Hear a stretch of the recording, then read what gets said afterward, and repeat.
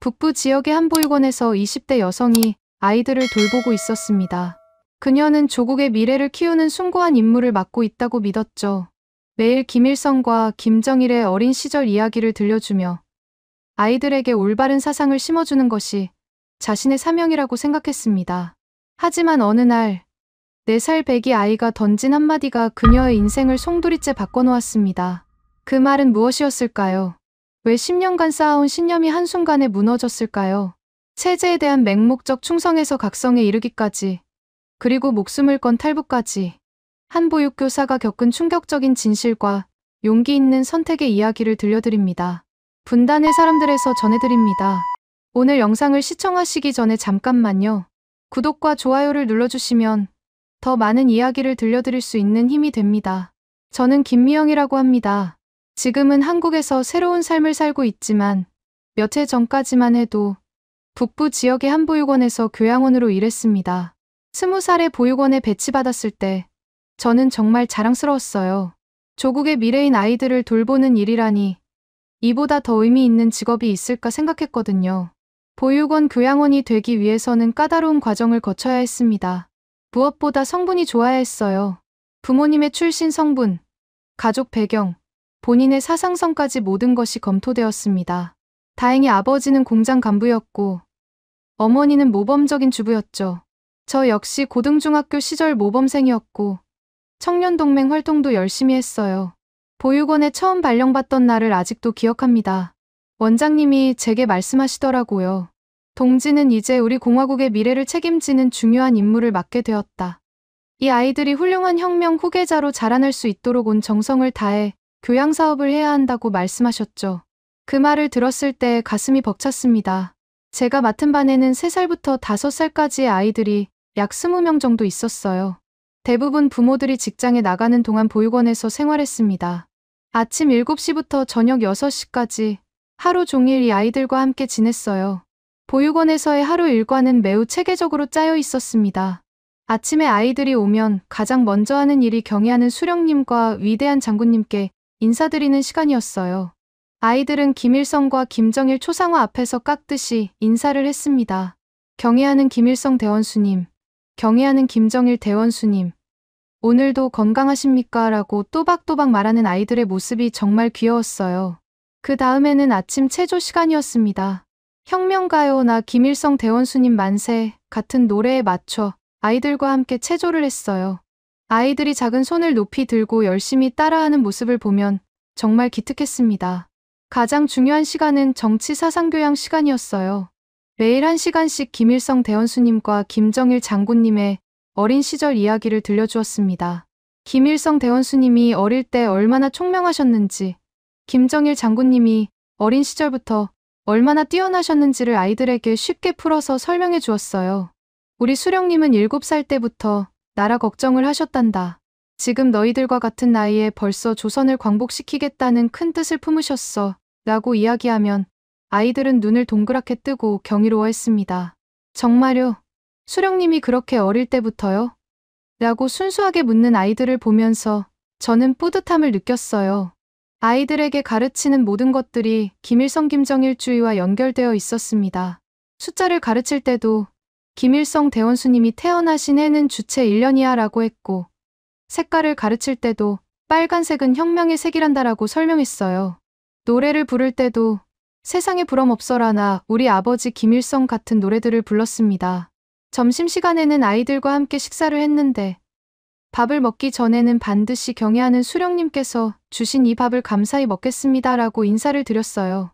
아이들이 밥을 남기면 수령님의 은덕을 생각하며 한 알도 남기지 말고 다 먹어야 해라고 교육했습니다. 오후에는 주로 놀이 시간이었지만 이것도 모두 교양과 연결되어 있었어요.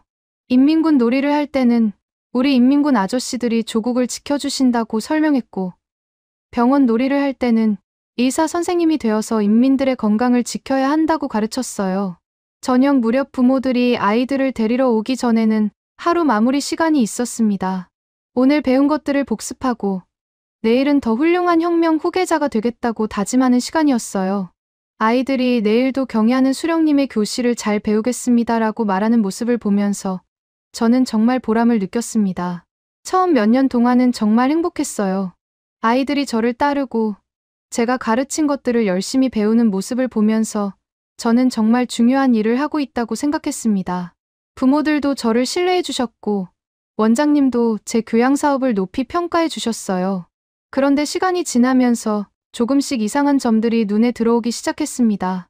아이들이 가끔 집에서 들은 이야기를 무심코 하는데 그것들이 저희가 가르치는 것과는 다른 내용이었어요.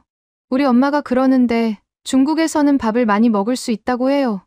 같은 말들이었죠. 또 어떤 아이들은 영양 상태가 좋지 않아 보였습니다. 보육원에서 제공하는 식사만으로는 충분하지 않은 것 같았어요.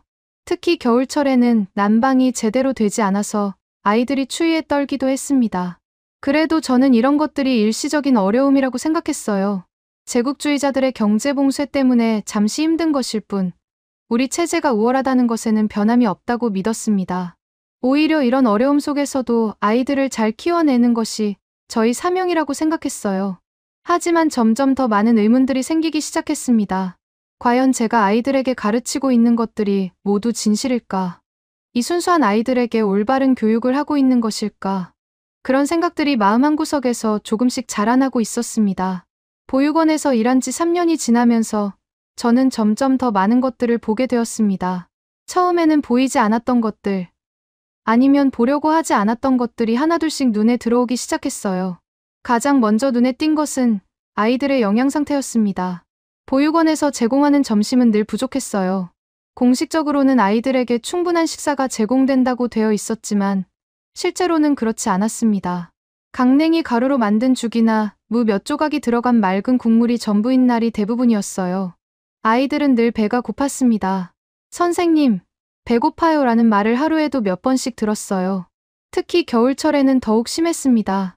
난방이 제대로 되지 않는 보육원에서 아이들은 추위와 배고픔에 동시에 시달렸죠.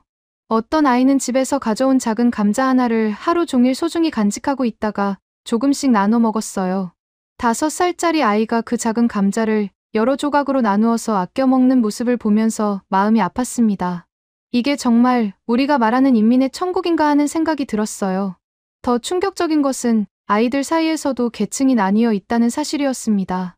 부모가 당 간부이거나 좋은 직장에 다니는 아이들은 도시락을 싸오기도 했고 옷차림도 다른 아이들보다 나았어요. 반면 일반 노동자 자녀들은 항상 배가 고픈 상태로 지냈습니다. 민호라는 아이가 있었어요. 아버지가 탄광에서 일하시는 4살배기 남자아이였는데 다른 아이들보다 유독 마른 편이었습니다. 어느 날 민호가 제게 와서 이런 말을 했어요. 선생님, 우리 아빠가 그러는데 중국에 가면 밥을 배불리 먹을 수 있다고 해요. 그게 정말이에요? 그 순간 저는 당황했습니다. 어떻게 대답해야 할지 몰랐어요. 교육 지침에 따르면 우리나라가 세상에서 가장 좋은 나라라고 가르쳐야 하는데 이 순수한 아이의 질문에 어떻게 답해야 할지 막막했습니다. 민호야, 우리 조선이 세상에서 가장 좋은 나라야. 다른 나라 사람들은 모두 우리를 부러워한단다라고 답했지만 제 목소리에는 확신이 없었어요. 민호는 고개를 갸우뚱하며 그런데 왜 우리는 항상 배가 고픈데요? 라고 또 물었습니다. 그날 밤 집에 돌아와서 한참을 생각했습니다. 과연 우리가 아이들에게 가르치고 있는 것들이 진실일까요? 이 아이들이 커서 진실을 알게 되면 우리를 어떻게 생각할까요? 계절이 바뀌어 봄이 되어도 상황은 나아지지 않았습니다. 오히려 더 악화되었어요. 보리고개라고 부르는 춘궁기였는데 이때는 정말 심각했습니다. 아이들 중에는 며칠째 제대로 된 식사를 하지 못한 아이들도 있었어요. 수진이라는 5살 여자아이는 어느 날부터 보육원에 나오지 않았습니다. 며칠 후 알고 보니 영양실조로 몸져 누워 있다는 거였어요. 저는 수진이 집의 안부를 묻기 위해 찾아갔습니다. 수진이 살던 곳은 작은 토담집이었어요. 방 하나에 가족 5명이 살고 있었습니다. 수진이는 뼈만 남은 몸으로 누워 있었고 엄마는 아이를 돌볼 기력도 없어 보였어요. 선생님, 미안합니다. 수진이를 보육원에 보내고 싶지만 이 아이가 너무 약해서 라고 말하는 수진이 엄마의 목소리는 떨리고 있었습니다. 그 집에는 먹을 것이라고는 강냉이 몇 알과 나물 몇 포기가 전부였어요. 이것도 며칠 전부터 먹지 못했다고 했습니다.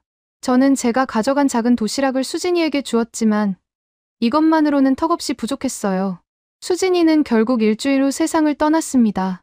5살 아이가 영양실조로 죽은 거였어요. 장례식장에서 수진이의 작은 몸을 보면서 저는 울음을 참을 수 없었습니다. 이게 정말 우리가 자랑하는 사회주의 제도의 모습인가 하는 생각이 들었어요. 보육원으로 돌아와서도 마음이 무거웠습니다. 다른 아이들에게는 수진이가 혁명의 붉은 깃발 아래서 영원히 살게 되었다고 둘러서 설명해야 했어요. 하지만 제 마음속에는 죄책감과 의문이 가득했습니다.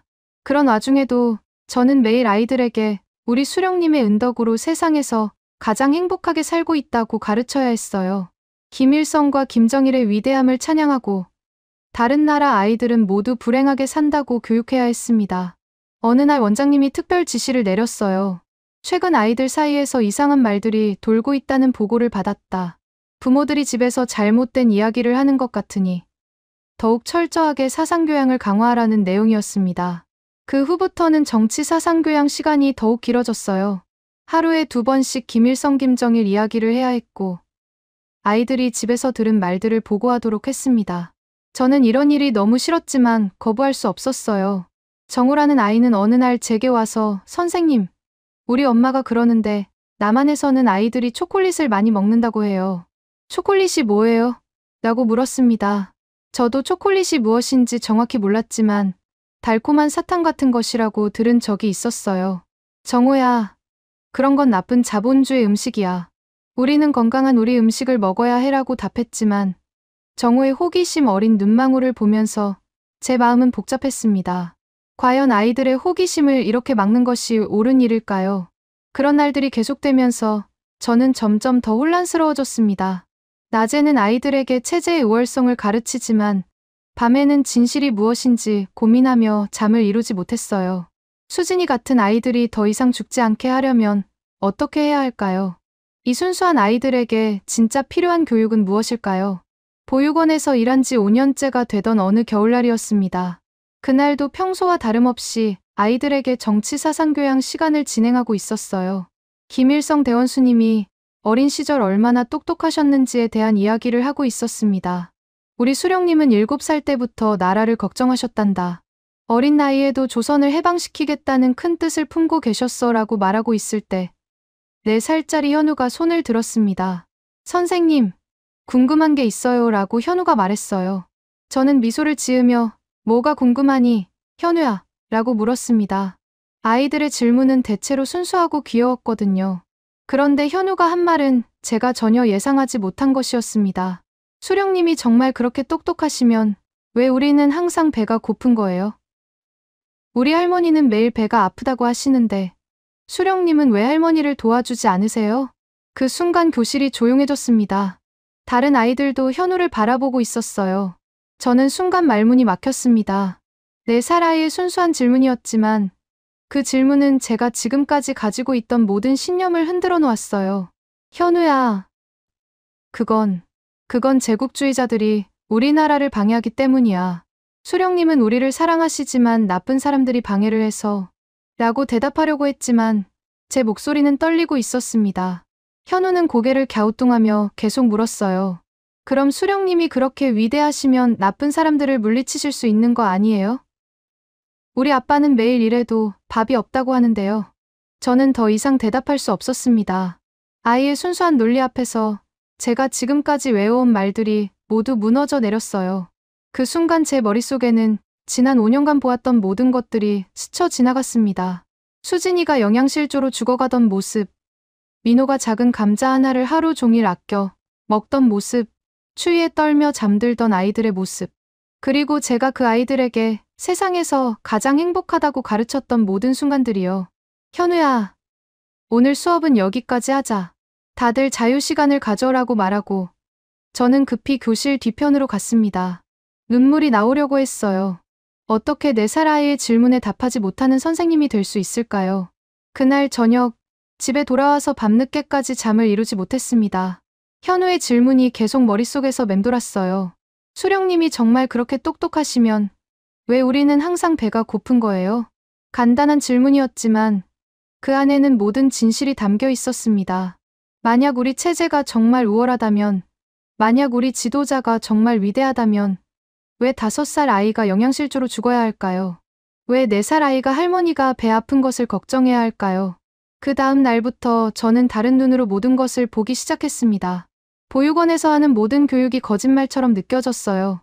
아이들에게 우리가 세상에서 가장 행복하다고 가르치면서도 정작 그 아이들은 배가 고픈 상태였잖아요. 며칠 후 또 다른 일이 일어났습니다. 영이라는 5살 여자아이가 제게 와서 이런 이야기를 했어요. 선생님, 어제 우리 엄마가 울고 있었어요. 아빠가 중국에 일하러 갔는데 연락이 없다고 해요. 중국이 어디에 있어요? 영희 아빠는 탈북을 시도했을 가능성이 높았습니다. 하지만 저는 아이에게 그 말을 할 수 없었어요. 대신 영희야, 아빠는 곧 돌아오실 거야 라고 위로했지만 제 마음은 무거웠습니다. 영희는 그 후로도 계속 아빠 이야기를 했어요. 아빠가 언제 와요? 아빠는 왜 연락을 안 해요? 아이의 순수한 질문들이 제 가슴을 아프게 했습니다. 어떻게 5살 아이에게 아빠가 다시는 돌아오지 않을 수도 있다고 말할 수 있을까요? 그러던 어느 날 원장님이 특별 회의를 소집했습니다. 최근 아이들 사이에서 불순한 발언들이 늘고 있다는 보고를 받았다. 가정에서 잘못된 교육이 이루어지고 있는 것 같으니 부모들과의 상담을 강화하고 아이들의 발언을 더욱 세심히 관찰하라는 지시였어요. 저는 그 말을 듣고 소름이 돋았습니다. 현우의 순수한 질문이 불순한 발언이 될 수 있다는 것인가요? 영희의 아빠에 대한 그리움이 문제가 될 수 있다는 것인가요? 그 회의 후로 저는 더 이상 예전의 저가 아니었습니다. 아이들에게 정치 사상 교양을 할 때마다 양심의 가책을 느꼈어요. 이 순수한 아이들에게 거짓말을 가르치고 있다는 생각이 들었습니다. 특히 힘들었던 것은 아이들의 순수한 질문들을 막아야 한다는 것이었어요. 호기심 많은 아이들이 왜요? 정말이에요? 라고 물을 때마다 저는 그냥 그런 거야. 더 이상 묻지 말라고 대답해야 했습니다. 현우는 그 후로도 가끔 저에게 와서 작은 목소리로 물었어요. 선생님, 정말 우리가 제일 행복한 거 맞아요? 그 순간마다 저는 아이를 속이고 있다는 죄책감에 시달렸습니다. 어느 날 저는 거울을 보면서 자문했어요. 나는 지금 무엇을 하고 있는가? 이 아이들에게 진정으로 필요한 교육은 무엇인가? 현우의 그 한마디는 제 인생을 완전히 바꿔놓았습니다. 4살 아이의 순수한 질문이 저에게 진실을 보게 해주었어요. 우리가 살고 있는 현실과 우리가 가르치는 내용 사이의 엄청난 괴리를 깨닫게 해주었습니다.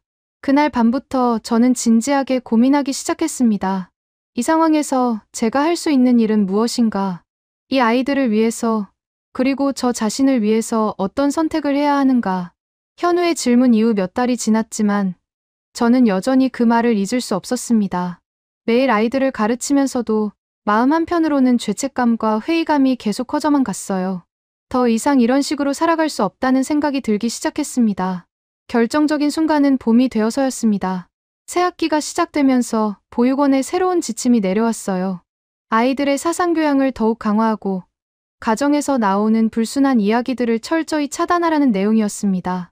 원장님은 교양원들을 모아놓고 말했어요. 최근 일부 아이들이 집에서 듣고 온 잘못된 이야기들을 하고 있다. 이런 것들을 뿌리 뽑기 위해서는 더욱 철저한 감시와 교육이 필요하다고 했습니다. 그리고 각 교양원들에게 아동 관찰일지를 작성하라고 지시했어요. 아이들이 하는 모든 말과 행동을 기록하고 의심스러운 부분이 있으면 즉시 보고하라는 것이었습니다. 실질적으로 4, 5살 아이들을 감시하라는 뜻이었어요.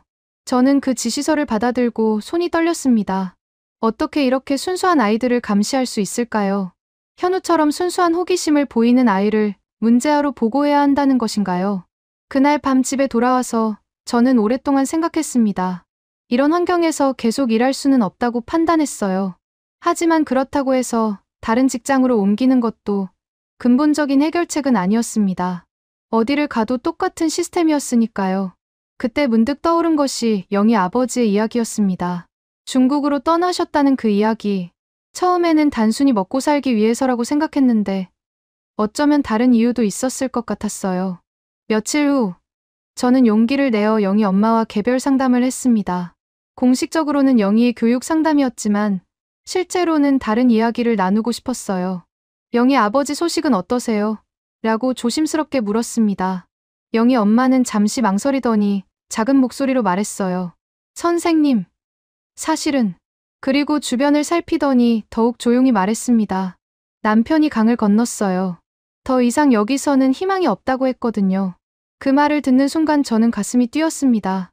강을 건넜다는 것은 두만강을 넘어 중국으로 갔다는 뜻이었어요. 영희 아빠는 탈북을 한 것이었습니다.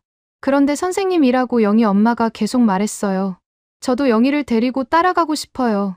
이곳에서는 영희가 제대로 자랄 수 없을 것 같아서요. 하지만 너무 무서워서 저는 그 말을 듣고 충격을 받았습니다. 영희 엄마도 저와 같은 고민을 하고 있었던 것입니다.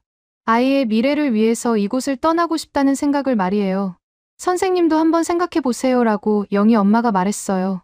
선생님처럼 아이들을 사랑하시는 분이라면 분명 이해하실 거예요. 여기서는 아이들이 진짜 교육을 받을 수 없어요. 그날 밤부터 저는 본격적으로 탈북에 대해 생각하기 시작했습니다. 물론 무척 위험한 일이라는 것을 알고 있었어요. 걸리면 정치범 수용소에 갈 수도 있고 목숨을 잃을 수도 있었습니다. 하지만 이대로 계속 살아가는 것도 또 다른 의미에서 죽는 것 같았어요. 며칠 후 저는 조심스럽게 정보를 수집하기 시작했습니다. 장마당에 가서 중국 쪽 소식을 아는 사람들과 대화를 나눠보았어요. 물론 직접적으로 탈북 이야기를 할 수는 없었고 돌려서 이야기했습니다. 요즘 중국에서 일하는 사람들이 많다면서요?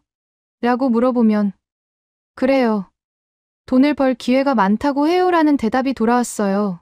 그런 식으로 조금씩 정보를 모았습니다. 한 달 정도 지나서야 저는 구체적인 계획을 세우기 시작했습니다. 가장 먼저 해야 할 일은 국경 지역까지 가는 방법을 알아내는 것이었어요. 저희 지역에서 두만강까지는 기차로 하루 정도 걸렸는데 검문 검색이 까다로웠습니다. 저는 친척 방문을 핑계로 국경 지역으로 가기로 했어요. 다행히 어머니의 고향이 국경 근처에 있어서 두 쪽으로 가는 것이 자연스러웠습니다. 보육원에는 어머니가 편찮으시다며 며칠 휴가를 신청했어요. 출발하기 전 며칠 동안은 정말 초조했습니다. 혹시 누군가 제 계획을 눈치채지는 않을까, 감시를 받고 있지는 않을까 하는 생각에 밤잠을 이루지 못했어요. 평상시와 똑같이 행동하려고 노력했지만 마음이 편하지 않았습니다. 가장 어려웠던 것은 아이들과의 마지막 시간이었어요. 현우, 영희, 민호, 이 아이들을 두고 떠나야 한다는 생각에 마음이 찢어질 것 같았습니다. 혹시 이것이 마지막일 수도 있다는 생각이 들었거든요. 현우는 제가 며칠 쉰다고 하자 선생님, 빨리 돌아와요라고 말했어요. 그 순수한 목소리를 들으면서 저는 울음을 참기 어려웠습니다. 이 아이들을 위해서라도 저는 성공해야 한다고 생각했어요. 언젠가는 이 아이들도 진짜 자유로운 교육을 받을 수 있는 세상이 와야 한다고요. 출발 전날 밤, 저는 작은 가방 하나에 필요한 물건들을 챙겼습니다. 돈 조금, 간단한 음식, 그리고 혹시 모를 상황에 대비한 최소한의 옷까지만요. 너무 많은 짐을 가지고 가면 의심받을 수 있었거든요. 마지막으로 저는 아이들에게 보내는 편지를 썼습니다. 물론 실제로 전할 수는 없었지만 제 마음을 정리하기 위해서였어요. 현우야, 영희야, 민호야, 선생님은 너희들이 진짜 행복해지기를 바란다. 언젠가는 너희들도 자유롭게 질문하고 진실을 배울 수 있는 세상에서 살게 될 거야 라고 썼습니다. 그리고 다음날 새벽, 저는 기차역으로 향했습니다. 돌아올 수 없을지도 모르는 여행의 시작이었어요. 가슴이 두근거렸지만 동시에 처음으로 느껴보는 해방감도 있었습니다. 드디어 진실을 향해 한 걸음 내딛는 것 같았거든요. 새벽 첫 기차를 타고 국경 지역으로 향했습니다. 평소 같으면 설레는 여행이었겠지만 그날만큼은 긴장으로 온몸이 떨렸어요. 혹시 누군가 제 계획을 눈치채지는 않았을까?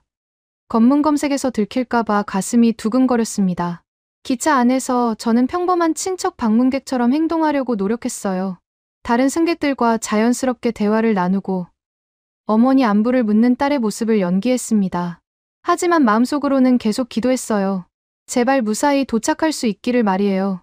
국경 도시에 도착한 후 저는 먼저 실제 친척집에 들렀습니다. 혹시 모를 상황에 대비해서 알리바이를 만들어야 했거든요. 고모에게는 며칠 머물면서 어머니 소식을 전하겠다고 말씀드렸어요. 그날 저녁, 저는 장마당 근처에서 브로커를 찾기 시작했습니다. 영희 엄마가 알려준 암호 같은 말을 사용해서 조심스럽게 접촉을 시도했어요. 중국에서 일할 기회를 찾고 있다고 둘러서 말하면서요. 처음 만난 사람은 저를 의심스럽게 바라봤습니다. 처녀가 혼자서 무슨 일을 하려고 하느냐며 되물었어요. 저는 가족이 너무 어려워서 돈을 벌어야 한다고 설명했습니다. 그제야 그 사람이 조금 마음을 열기 시작했어요. 강을 건너는 일은 생각보다 위험하다고 그가 말했습니다. 특히 요즘은 경비가 더 삼엄해졌다. 그래도 정말 결심이 섰다면 도와줄 수는 있지만 돈이 필요하다고 했어요. 저는 가지고 있던 돈을 거의 다 주고 도움을 요청했습니다. 브로커는 이틀 후 밤에 만나자고 했어요. 그동안 저는 고모댁에서 평범하게 지내며 때를 기다렸습니다. 하지만 마음은 전혀 편하지 않았어요. 계속해서 뒤돌아보게 되고 누군가 저를 지켜보는 것 같은 기분이 들었습니다. 약속한 날 밤, 저는 조용히 집을 나섰습니다. 브로커는 저를 강가 근처의 작은 창고로 데려갔어요. 그곳에는 저 말고도 다른 사람들이 3명 더 있었습니다. 모두 제 또래의 젊은 사람들이었어요. 오늘 밤 12시에 출발한다고 브로커가 말했습니다. 절대 소리 내지 말고 내가 하는 대로만 따라해라. 강을 건넌 후에는 각자 알아서 해야 한다고 주의사항을 알려주었어요. 기다리는 동안 저는 다른 사람들과 조용히 이야기를 나누었습니다. 한 사람은 아이들 교육 때문에라고 말했고 다른 사람은 더 이상 희망이 보이지 않아서라고 했어요. 저와 비슷한 이유로 이곳에 온 사람들이었습니다. 밤 12시가 되자 브로커가 신호를 보냈어요. 우리는 조용히 창고를 나와 강변으로 향했습니다. 어둠 속에서 두만강의 물소리만 들렸어요. 생각보다 강폭이 넓어 보였습니다. 저 건너편이 중국이다라고 브로커가 속삭였습니다. 물이 차갑고 깊은 곳도 있으니까 조심해라. 강을 건넌 후에는 즉시 산으로 올라가서 숨어라고 마지막 지시를 내렸어요. 드디어 강에 발을 담그는 순간이었습니다. 물은 정말 차갑고 빨라서 균형을 잡기 어려웠어요. 한 발 한 발 조심스럽게 나아갔지만 중간쯤에서 발을 헛디뎠습니다. 순간 물에 빠질 뻔했지만 다른 사람이 저를 잡아줘서 무사할 수 있었어요. 강을 건너는 동안 계속해서 뒤를 돌아봤습니다. 혹시 경비병들이 나타나지 않을까 하는 두려움 때문이었어요. 다행히 그날 밤에는 별다른 일 없이 강을 건널 수 있었습니다. 중국 땅에 발을 딛는 순간 복잡한 감정이 몰려왔어요. 드디어 해냈다는 안도감과 동시에 이제 진짜 어려움이 시작된다는 두려움이 교차했습니다. 뒤돌아볼 수 없는 강을 건너온 거였거든요. 우리는 약속대로 즉시 산으로 올라갔습니다. 며칠 동안 숨어 있을 수 있는 동굴을 찾아서 그곳에서 지냈어요. 중국에서 만난 조선족 할머니가 몇 번 음식을 가져다 주셨는데 정말 고마웠습니다. 너희들 같은 아이들을 많이 봤다고 할머니가 말씀하셨어요. 모두 더 나은 삶을 찾아온 것이지. 하지만 여기서도 조심해야 한다. 중국 공안에게 걸리면 다시 북한으로 보내진다고 경고해 주셨습니다. 일주일 정도 산속에 숨어 있다가 저는 더 안전한 곳을 찾아 이동하기로 했어요. 다른 사람들과는 헤어져서 각자 다른 길로 가기로 했습니다. 서로의 안전을 위해서였어요. 조선족 할머니의 도움으로 저는 한족 가정에서 가정부로 일할 수 있었습니다. 물론 신분을 숨기고 일해야 했어요. 중국어를 전혀 못했기 때문에 처음에는 정말 어려웠습니다. 그 집 아주머니는 저에게 친절했어요. 제가 북한에서 온 것을 알고 계셨지만 오히려 더 잘 챙겨주셨습니다. 여기서 중국어 배우고 기술도 익혀서 더 나은 곳으로 가라고 격려해 주셨어요. 몇 달 동안 그 집에서 지내면서 저는 많은 것을 배웠습니다. 중국어도 조금씩 늘었고 중국 사회가 어떻게 돌아가는지도 알게 되었어요. 무엇보다 북한과는 완전히 다른 세상이라는 것을 실감했습니다. 중국에서 지내면서 가장 놀라웠던 것은 사람들의 자유로운 모습이었어요. 정부 정책에 대해 불만을 표현하기도 하고 다양한 정보를 자유롭게 접할 수 있었습니다. 텔레비전에서는 세계 각국의 뉴스가 나왔고 인터넷을 통해서는 더욱 많은 정보를 볼 수 있었어요. 특히 남한에 대한 정보를 접했을 때는 충격이었습니다. 북한에서 배운 것과는 완전히 다른 모습이었거든요. 경제 발전된 모습, 자유로운 사회 분위기, 교육 시스템까지 모든 것이 달랐어요. 그때 저는 확신했습니다. 제가 한 선택이 옳았다고요. 그리고 언젠가는 남한에 가서 진짜 자유를 찾고 싶다는 꿈을 갖게 되었습니다. 현우와 같은 아이들이 자유롭게 질문할 수 있는 그런 세상으로 가고 싶었어요. 하지만 중국에서의 생활도 쉽지만은 않았습니다. 항상 단속에 대한 두려움이 있었고 신분을 숨겨야 하는 스트레스가 컸어요. 그래서 저는 더 안전한 곳, 진짜 자유로운 곳을 찾아 또 다른 여행을 준비하기 시작했습니다. 중국에서 1년 반 정도 지낸 후 저는 본격적으로 한국행을 준비하기 시작했습니다. 그 집 아주머니의 도움으로 한국으로 갈 수 있는 방법에 대한 정보를 얻을 수 있었어요.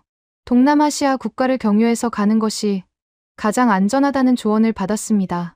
저축해둔 돈으로 브로커에게 의뢰했어요. 태국까지 가는데 필요한 가짜 신분증과 비행기 표를 구해주겠다고 했습니다. 물론 엄청난 돈이 들었지만 자유를 얻기 위해서는 감수할 수밖에 없었어요. 출발 전날 밤, 저를 도와준 중국집 아주머니가 작별 인사를 해주셨어요. 한국에 가서 꼭 성공해라. 그리고 내가 꿈꾸는 일을 하면서 살아라라고 말씀해 주셨습니다. 그 말씀을 듣고 눈물이 났어요. 낯선 땅에서 저를 가족처럼 돌봐주신 분이었거든요. 태국으로 가는 비행기 안에서도 긴장은 계속되었습니다. 혹시 중간에 들킬까봐 불안했어요. 하지만 다행히 무사히 방콕에 도착할 수 있었습니다. 그리고 공항에서 바로 한국 대사관으로 향했어요. 한국 대사관 앞에서 저는 북한에서 온 탈북민입니다. 도와주세요라고 말했을 때의 그 순간을 잊을 수 없어요. 대사관 직원이 저를 안으로 안내하면서 이제 안전합니다라고 말해주었을 때 그제야 정말로 자유의 땅에 발을 디뎠다는 것을 실감했습니다. 며칠 후 저는 인천공항에 도착했습니다. 한국 땅을 밟는 순간 가슴이 벅찼어요. 2년 반이라는 긴 여정 끝에 드디어 목적지에 도달한 것이었습니다. 하지만 진짜 시련은 지금부터 시작이라는 것을 곧 알게 되었어요. 공항에서 저는 일반 입국 심사대가 아닌 별도의 장소로 안내되었습니다. 그곳에서 국정원 직원들이 저를 맞이했어요. 합동신문센터로 가서 신원 확인 절차를 거쳐야 한다고 설명해 주었습니다. 합동신문센터는 경기도의 한 외진 곳에 있었어요. 높은 담장으로 둘러싸여 있고 출입이 엄격하게 통제되는 시설이었습니다. 처음 봤을 때는 마치 교도소 같다는 생각이 들었어요. 앞으로 이에 3개월 동안 이곳에서 지내면서 신원 조사를 받게 됩니다라고 담당자가 설명해 주었어요. 이 과정은 간첩 침투를 막고 탈북민의 신원을 확인하는 중요한 절차입니다라고 덧붙였습니다. 제가 배정받은 방은 작은 1인실이었어요. 침대 하나와 책상 하나, 그리고 작은 화장실이 있었습니다. 창문은 있었지만 밖이 잘 보이지 않게 설계되어 있었어요. 외부와의 연락은 일체 금지되었습니다. 첫 조사는 입소 다음 날부터 시작되었습니다. 담당 조사관이 저를 별도의 조사실로 불렀어요. 이제부터 당신의 신원을 확인하는 과정을 거치겠습니다. 모든 질문에 정직하게 답변해 주시기 바랍니다라고 말했습니다. 조사는 정말 세세했어요. 북한에서의 출생지부터 시작해서 가족관계, 학력, 직장 경력, 탈북 동기, 탈북 경로까지 모든 것을 물어봤습니다. 하루에 4~5시간씩 조사를 받았는데 때로는 같은 질문을 여러 번 반복하기도 했어요. 보육원에서 일했다고 하는데 구체적으로 어떤 일을 했습니까? 라는 질문에 저는 솔직하게 답했어요. 아이들을 가르쳤던 일, 정치 사상 교양을 했던 일, 그리고 왜 회의를 느꼈는지까지 모두 설명했습니다. 조사관은 제 대답을 들으면서 계속 메모를 했어요. 현우라는 아이가 한 질문이 탈북을 결심하게 된 결정적인 계기라고 하셨는데 그 상황을 더 자세히 설명해 보세요라고 물었습니다. 저는 그날의 상황을 생생하게 재현했어요. 현우의 순수한 질문이 어떻게 제 신념을 흔들어 놓았는지, 그 후로 어떤 고민을 했는지를 자세히 설명했습니다. 조사관은 고개를 끄덕이며 들어주었어요. 탈북 경로에 대한 질문도 매우 구체적이었습니다. 중국에서 누구의 도움을 받았습니까? 브로커에게 얼마를 지불했습니까? 태국까지 가는 과정에서 다른 사람들과 접촉했습니까? 등등 정말 세세한 부분까지 물어봤어요. 때로는 심리적으로 압박을 가하기도 했습니다. 정말로 단순히 아이 교육 때문에 탈북을 했다고 믿으라는 겁니까? 혹시 다른 목적이 있었던 것은 아닙니까? 라고 의심하는 투로 물어보기도 했어요. 그런 질문을 받을 때마다 저는 답답했습니다. 진실을 말하고 있는데도 의심받는다는 것이 서러웠어요. 저는 정말 아이들을 위해서, 그리고 제 양심을 위해서 탈북한 것입니다라고 몇 번이고 반복해서 말해야 했습니다. 조사 과정에서 거짓말 탐지기 검사도 받았어요. 처음에는 무섭다는 생각이 들었지만 저는 거짓말을 할 것이 없었기 때문에 오히려 당당했습니다. 제가 말한 것이 모두 진실이라는 것이 증명될 것입니다라고 말했어요. 한 달 정도 지나면서 조사관의 태도도 조금씩 누그러졌습니다. 제 이야기의 일관성과 진정성을 인정하기 시작한 것 같았어요. 당신의 탈북 동기는 충분히 이해됩니다. 아이들을 사랑하는 마음이 진짜인 것 같습니다라고 말해주었습니다. 조사 기간 중에는 다른 탈북민들과도 만날 기회가 있었어요. 식당이나 운동 시간에 간단히 대화를 나누곤 했는데 모두 비슷한 과정을 거치고 있었습니다. 처음에는 힘들지만 견디면 된다고 선배들이 조언해 주었어요. 의료 검진도 철저하게 받았습니다. 전염병 검사부터 시작해서 전반적인 건강 상태를 점검했어요. 영양 상태가 좋지 않다는 진단을 받았는데 탈북 과정에서의 스트레스와 불규칙한 식사 때문이었습니다. 심리 상담도 정기적으로 받았어요. 상담사는 탈북 과정에서 받은 트라우마가 있는지, 한국 사회 적응에 어려움은 없을지 등을 물어봤습니다. 저는 아이들을 걱정하는 마음은 있지만 제 선택에 대한 후회는 없다고 답했어요. 2개월 반 정도 지난 후 드디어 조사가 끝났다는 통보를 받았습니다. 신원 확인이 완료되었으니 하나원으로 이동하게 됩니다라고 담당자가 말해주었어요. 그 말을 듣는 순간 정말 안도감이 밀려왔습니다. 합동신문센터를 나오는 날, 저는 그곳에서 함께 지낸 다른 탈북민들과 작별 인사를 나눴어요. 하나원에서 다시 만나요라고 서로 격려했습니다. 힘들었지만 이제 진짜 새로운 시작이라는 생각이 들었어요. 합동신문센터를 나와 하나원에 도착했을 때의 첫인상은 충격이었습니다. 담장은 있었지만 감옥 같은 느낌이 아니라 오히려 대학교 캠퍼스 같았어요. 넓은 잔디밭과 깔끔한 건물들, 그리고 자유롭게 산책하는 사람들의 모습이 보였습니다. 여기서 3개월 동안 한국 사회 적응을 위한 교육을 받게 됩니다라고 담당자가 설명해 주었어요. 이제는 진짜 자유로운 환경에서 공부할 수 있습니다. 외부 출입만 제한될 뿐 내부에서는 자유롭게 생활하시면 됩니다. 제가 배정받은 기숙사 방은 2인 1실이었어요. 룸메이트는 저보다 한 달 먼저 들어온 같은 또래의 여성이었습니다. 순이라는 이름의 그분은 저를 따뜻하게 맞이해 주었어요. 처음에는 모든 게 신기하고 어려울 거예요 라고 순이가 말해 주었습니다. 저도 처음에는 화장실 변기 사용법부터 배워야 했거든요. 하지만 선생님들이 친절하게 가르쳐 주시니까 걱정하지 마세요. 하나원에서의 첫 수업은 정말 충격적이었어요. 가장 먼저 받은 교육이 자유민주주의와 인권에 관한 강의였는데 북한에서 배운 것과는 완전히 다른 내용이었습니다. 모든 사람은 태어날 때부터 평등하며 자유롭게 생각하고 표현할 권리가 있다고 가르쳐 주었어요. 특히 인상 깊었던 것은 교육의 자유에 대한 부분이었습니다. 한국에서는 누구나 자유롭게 질문하고 의견을 표현할 수 있습니다. 교사도 학생도 서로 다른 생각을 존중해야 합니다라는 설명을 들었을 때 현우의 질문이 떠올랐어요. 현우가 왜 우리는 항상 배가 고픈 거예요? 라고 물었을 때 저는 그 질문을 막아야 한다고 생각했었잖아요. 하지만 여기서는 그런 질문이야말로 가장 소중한 것이라고 가르쳐 주더라고요. 컴퓨터 교육도 처음 받아봤습니다. 마우스를 클릭하는 방법부터 배워야 했어요. 인터넷이라는 게 있어서 전 세계 어디든 연결될 수 있다는 것이 신기했습니다. 검색이라는 것을 배웠을 때는 정말 놀라웠어요. 검색창에 북한이라고 쳐봤는데 수많은 정보가 나왔습니다. 그 중에는 제가 북한에서 전혀 몰랐던 내용들이 많았어요. 객관적인 자료와 분석, 다양한 관점의 글들을 볼 수 있었습니다.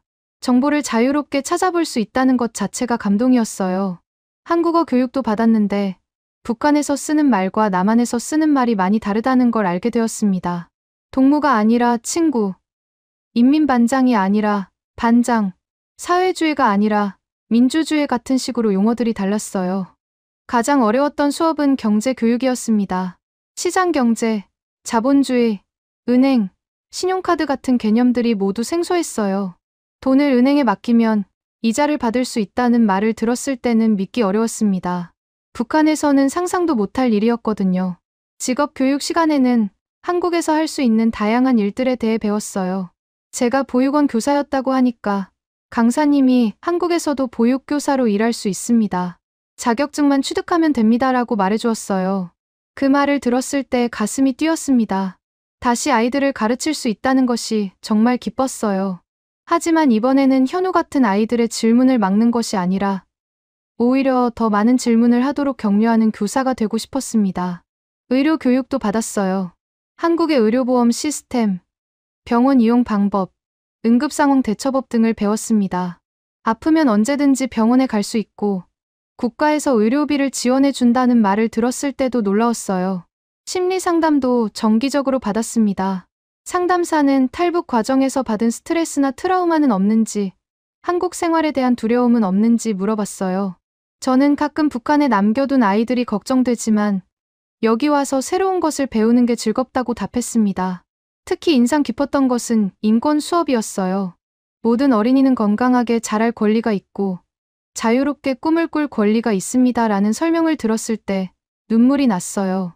수진이나 현우, 영희 같은 아이들도 이런 권리를 누려야 했는데 문화 체험 프로그램도 있었어요.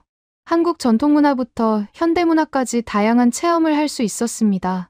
처음 영화관에 가서 영화를 봤을 때는 정말 신기했어요. 이렇게 큰 화면에서 다양한 이야기를 볼 수 있다는 것이 놀라웠습니다. 쇼핑 체험도 해봤어요. 대형마트에 가서 직접 물건을 골라 계산하는 것을 배웠습니다. 종류가 너무 많아서 어떻게 골라야 할지 모르겠더라고요. 하나의 라면만 해도 수십 가지 종류가 있었으니까요. 지하철 타는 법, 버스 타는 법, 은행 이용하는 법 등 일상생활에 필요한 모든 것들을 하나씩 배워갔어요. 처음에는 모든 게 어려웠지만 점점 재미있어졌습니다. 새로운 세상에 적응해 나가는 과정이 신기했어요. 다른 탈북민들과의 교류도 많은 도움이 되었어요. 각자 다른 배경과 경험을 가진 사람들이었지만 모두 더 나은 삶을 찾아온 같은 처지였습니다. 서로의 경험담을 나누고 격려하면서 유대감이 형성되었어요. 특히 기억에 남는 것은 진로 상담 시간이었어요. 상담사가 앞으로 어떤 일을 하고 싶으세요? 라고 물었을 때 저는 주저없이 보육교사가 되고 싶습니다라고 답했어요. 어떤 보육교사가 되고 싶은가요? 라는 질문에 저는 이렇게 답했습니다. 아이들이 자유롭게 질문할 수 있도록 도와주는 선생님이 되고 싶어요. 현우처럼 순수하게 궁금한 것을 물어보는 아이들을 격려해주고 싶어요. 상담사는 제 이야기를 들으면서 고개를 끄덕였어요. 좋은 목표네요. 한국의 아이들도 그런 선생님을 만나면 행복할 거예요 라고 말해주었습니다. 3개월의 교육 과정이 끝나갈 무렵 저는 완전히 다른 사람이 된 것 같았어요. 자유롭게 생각하고 궁금한 것을 찾아보고 꿈을 꿀 수 있다는 것을 배웠습니다. 그리고 가장 중요한 것은 아이들에게 진짜 필요한 교육이 무엇인지 깨달았다는 것이었어요. 졸업식 날, 저는 새로운 다짐을 했습니다. 한국에 나가서 꼭 보육교사 자격증을 따고 현우 같은 아이들이 마음껏 질문할 수 있는 교육을 만들어 나가겠다고요. 하나원을 졸업하고 처음으로 한국 사회에 발을 디뎠을 때의 감정은 복잡했습니다. 설렘과 두려움이 동시에 밀려왔어요. 드디어 진짜 자유로운 세상에서 살 수 있게 되었지만 과연 제가 잘 적응할 수 있을까 하는 걱정도 컸습니다. 정부에서 배정해준 아파트는 수도권의 한 신도시에 있는 임대주택이었어요. 작지만 깔끔한 원룸이었는데 제게는 궁전 같았습니다. 수도꼭지만 틀면 깨끗한 물이 나오고 전기 스위치만 누르면 불이 켜지고 가스레인지로 요리를 할 수 있다는 것이 신기했어요. 첫 며칠은 모든 것이 어색했습니다. 마트에서 장을 보는 것부터 시작해서 버스 타는 것, 은행 가는 것까지 모든 일상이 새로웠어요. 하나원에서 배웠지만 실제로 해보니까 또 달랐습니다. 가장 급한 일은 취업이었어요. 보육교사가 되려면 자격증이 필요했는데 그것을 취득하기까지는 시간이 걸렸습니다. 그래서 우선 생활비를 벌기 위해 다른 일부터 시작하기로 했어요.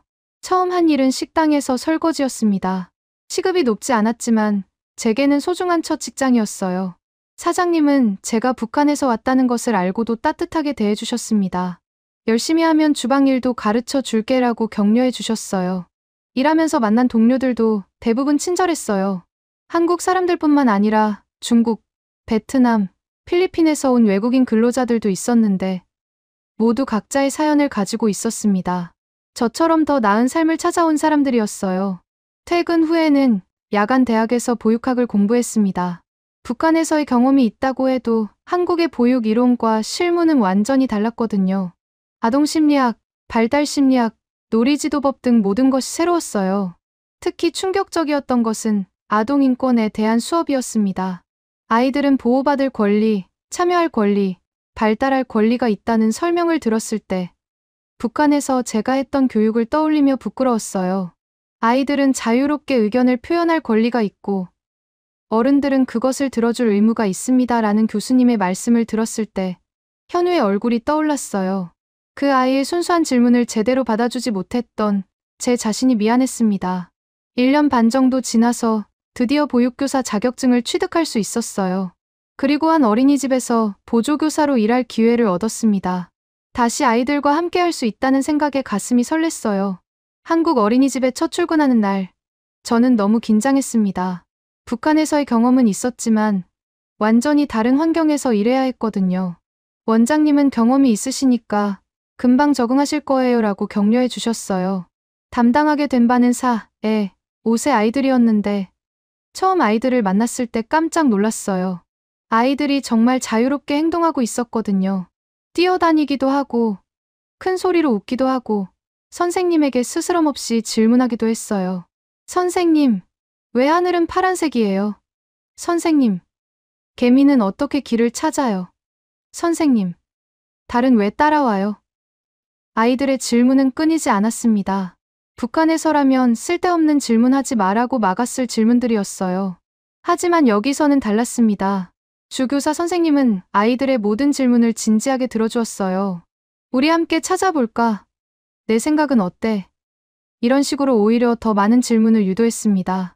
어느 날 민수라는 아이가 저에게 물었어요. 선생님, 북한은 어떤 곳이에요? 순간 당황했지만 저는 솔직하게 대답했습니다. 선생님이 태어난 곳인데 여기와는 조금 다른 곳이야 라고 말했어요. 어떻게 달라요? 민수가 계속 물었습니다. 저는 잠시 생각한 후 거기서는 아이들이 궁금한 것을 마음껏 물어볼 수 없었어. 하지만 여기서는 내가 뭐든지 물어볼 수 있지라고 답했어요. 그럼 선생님은 왜 여기로 왔어요? 민수의 순수한 질문에 저는 미소를 지었습니다. 민수 같은 아이들을 만나기 위해서야. 궁금한 것을 마음껏 물어보는 아이들을 가르치고 싶어서라고 말했어요. 그 대화를 들은 주 교사 선생님이 나중에 저에게 말씀하셨어요. 정말 좋은 대답이었어요. 아이들의 호기심을 존중해 주시는 모습이 인상적이에요 라고 격려해 주셨습니다. 몇 개월 후 저는 정식 교사로 승진할 수 있었어요. 드디어 제 반을 맡게 된 것이었습니다. 20명의 4세 아이들을 담당하게 되었는데 처음에는 떨렸지만 곧 자신감을 얻었어요. 제가 가장 중요하게 생각한 것은 아이들의 질문을 격려하는 것이었어요. 왜요? 어떻게요? 정말이요. 같은 질문들을 들을 때마다 현우의 얼굴이 떠올랐습니다. 지훈아, 정말 좋은 질문이네. 우리 함께 답을 찾아볼까? 소영아, 내 생각이 궁금해. 내 생각은 어때? 이런 식으로 아이들의 호기심을 계속 자극했어요. 어느 날 수업 시간에 한 아이가 선생님, 다른 나라 아이들은 뭘 하면서 놀아요? 라고 물었습니다. 저는 그 기회를 활용해서 세계 여러 나라의 아이들 이야기를 해주었어요. 북한 아이들 이야기도 조심스럽게 들려주었습니다. 북한에도 너희와 같은 나이의 아이들이 있어. 그 아이들도 너희처럼 뛰어놀고 싶어하고 궁금한 것도 많아라고 말했어요. 아이들은 눈을 동그랗게 뜨고 들었습니다. 그럼 그 아이들도 우리처럼 마음껏 질문할 수 있어요? 한 아이가 물었습니다. 저는 잠시 망설였지만 솔직하게 답했어요. 아니야. 안타깝게도 그 아이들은 궁금한 것을 마음껏 물어볼 수 없어. 그래서 선생님이 여기 와서 너희들과 함께 있는 거야. 그 말을 들은 아이들이 그럼 우리가 더 많이 질문해야겠네요. 라고 말했을 때 저는 눈물이 날 것 같았습니다. 이 아이들의 순수한 마음이 너무 고마웠어요. 부모님들과의 상담에서도 좋은 반응을 얻었습니다. 우리 아이가 집에서 선생님 이야기를 많이 해요. 질문하는 것을 좋아하게 되었다고 하더라고요 라는 말씀을 들으면 정말 뿌듯했어요. 어린이집에서 2년째 근무하던 어느 날 원장님이 저를 부르셨어요. 미영 선생님, 시에서 주최하는 우수 보육교사 표창을 받게 되셨어요 라고 말씀하셨습니다. 믿을 수 없었어요. 시상식에서 아이들의 호기심과 창의성을 키워주는 교육으로 인정받았다는 평가를 받았을 때 저는 현우를 떠올렸습니다. 그 아이의 순수한 질문이 저를 여기까지 이끌어준 것 같았어요. 그날 밤 혼자 상을 보면서 생각했습니다. 제가 진짜 원했던 선생님이 된 것 같다고요. 아이들의 질문을 막는 것이 아니라 더 많은 질문을 하도록 격려하는 교사가 되었다는 것이 자랑스러웠어요. 한국에서 보육교사로 일한 지 5년이 지났습니다. 지금 저는 한국 사회에 완전히 정착했다고 할 수 있어요. 하지만 여전히 마음 한구석에는 그때 북한에서 만났던 아이들에 대한 그리움과 걱정이 남아 있습니다.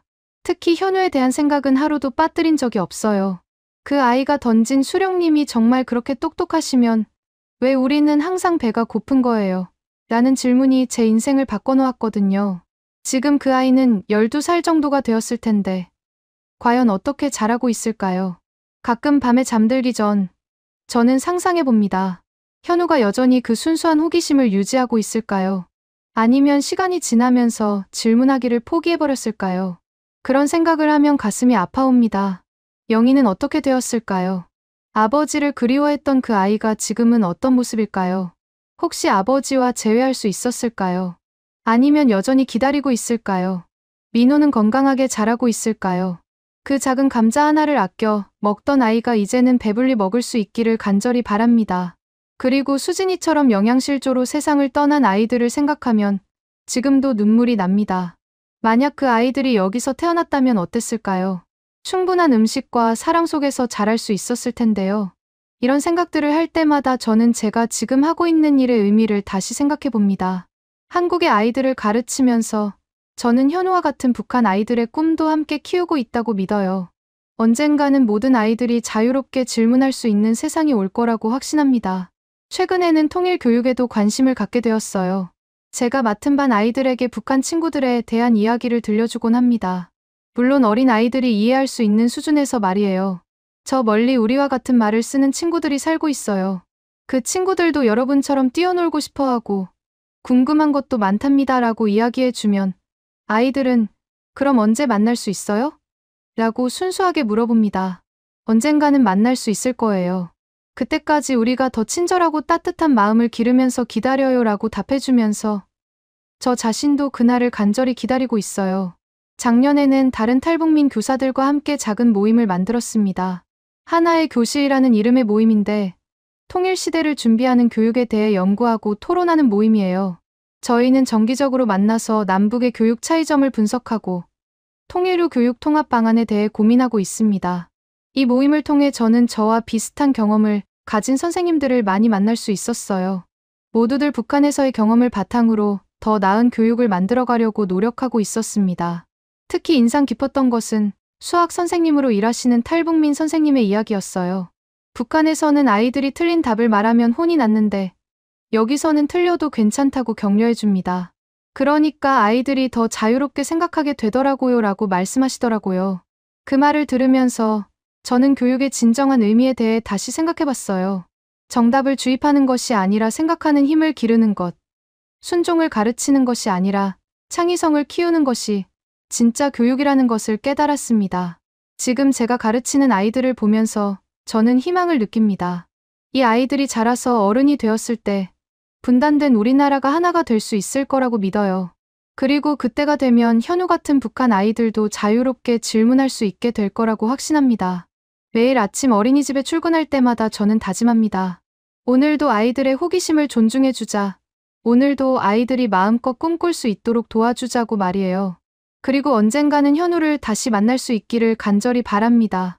그때가 되면 제가 현우에게 이렇게 말해주고 싶어요. 현우야, 내가 그때 한 질문이 선생님의 인생을 바꿔놓았어. 정말 고마워. 그리고 이제는 내가 궁금한 것을 마음껏 물어봐도 되라고요. 지금 이 글을 보시는 분들께도 부탁드리고 싶습니다. 우리 주변의 아이들이 자유롭게 질문할 수 있도록 격려해 주세요. 그리고 북한의 아이들도 언젠가는 그런 자유를 누릴 수 있다는 희망을 잃지 말아주세요. 아이들의 순수한 질문 하나가 세상을 바꿀 수 있습니다. 현우의 질문이 저를 바꾼 것처럼 말이에요. 그러니까 절대 아이들의 호기심을 막지 마세요. 오히려 더 많은 질문을 하도록 격려해 주세요. 언젠가 통일이 되는 그날, 남북의 모든 아이들이 함께 뛰어놀고, 함께 꿈꾸고, 함께 질문할 수 있는 교실을 만드는 것이 지금의 저희 꿈입니다. 그리고 그 꿈을 이루기 위해 오늘도 최선을 다하고 있습니다. 현우야, 영희야, 민호야, 선생님은 여기서 잘 지내고 있어. 그리고 너희들을 잊지 않고 있다는 걸 알아줬으면 좋겠어. 언젠가는 다시 만날 수 있을 거야. 그때까지 건강하게 자라주길 바라. 분단이 사람들은 앞으로도 분단 현실을 살아가는 사람들의 진솔한 이야기를 전해드리겠습니다. 구독과 좋아요는 더 많은 이야기를 전하는 데 큰 힘이 됩니다. 시청해 주셔서 감사합니다. 감사합니다. 감사합니다. 감사합니다. 감사합니다. 감사합니다.